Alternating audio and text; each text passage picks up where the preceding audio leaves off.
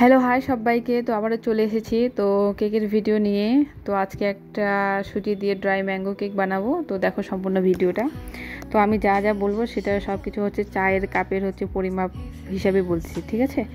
তো একটা আমটাকে ভালো করে কেটে নিলাম, তারপরে নিলাম 1 কাপ তোমার চিনি। এই দুটোকে ভালো করে মিক্সড করে নেব। মিক্সড করে নেওয়ার পর 3 কাপ নিয়েছি সুজি, সেটাকেও ভালো করে মিক্সারে আগে গুঁড়ো করে নেব। তারপরে এই দুটো জিনিসকে ভালো করে একদম মিক্সড করে নেব। দেখতে পাচ্ছ কত সুন্দর করে মিক্সড করে নিচ্ছি। মিক্সড কিন্তু খুব ভালো করে করতে হবে তোমাদেরকে।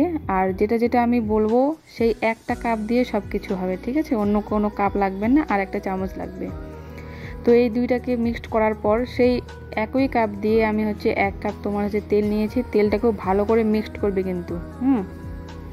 যদি তোমাদের কাছে স্প্যাচুলা না থাকে তাহলে তোমরা দেখতে পাচ্ছ এরকম সবারই কাছে থাকে হয়তো, যে ডিম মিক্স করার। এটা দিয়ে তোমরা করতে পারবা। তো আজকে আমি একদম এগলেস কেক বানিয়েছি। তো দেখো দুটো জিনিসকে ভালো করে একদম মিক্সড করে নিচ্ছি। তো মিক্সড করার পর সেই একই কাপে 1 কাপ দুধ দিয়েছি। তো দুধটা দেওয়ার পর ভালো করে আবার মিক্সড করে নিচ্ছি। মিক্সড করার পর 40 মিনিট এটাকে ঢাকা দিয়ে রেখে দিয়েছি। 40 মিনিট ঢাকা দেওয়ার পর এর মধ্যে আমি বেকিং পাউডার দিচ্ছি।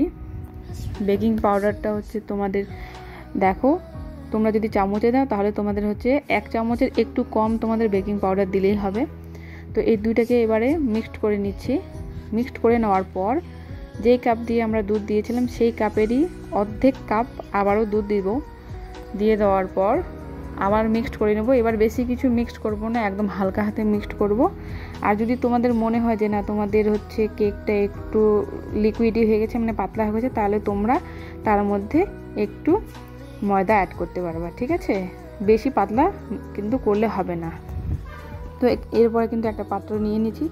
এই পাত্রটার মধ্যে একটু তেল মাখিয়ে নিলাম। তেল মাখিয়ে নেওয়ার পর তোমাদের কাছে নর্মাল পেপার থাকবে, সেই নর্মাল পেপারটা দিতে পারবা। নর্মাল পেপারটা দিয়ে তার উপরে ময়দা একটু ছড়িয়ে ভালো করে সেটাকে ঝেড়ে নেবা।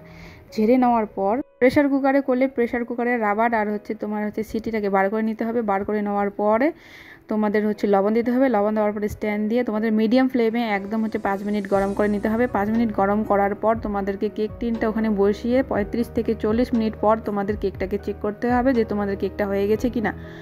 এভাবে তোমরা করলে তোমাদের কেকটা নিশ্চয়ই হবে। তো আবারও দেখা হবে অন্য কোনো ভিডিওতে। Tata, by.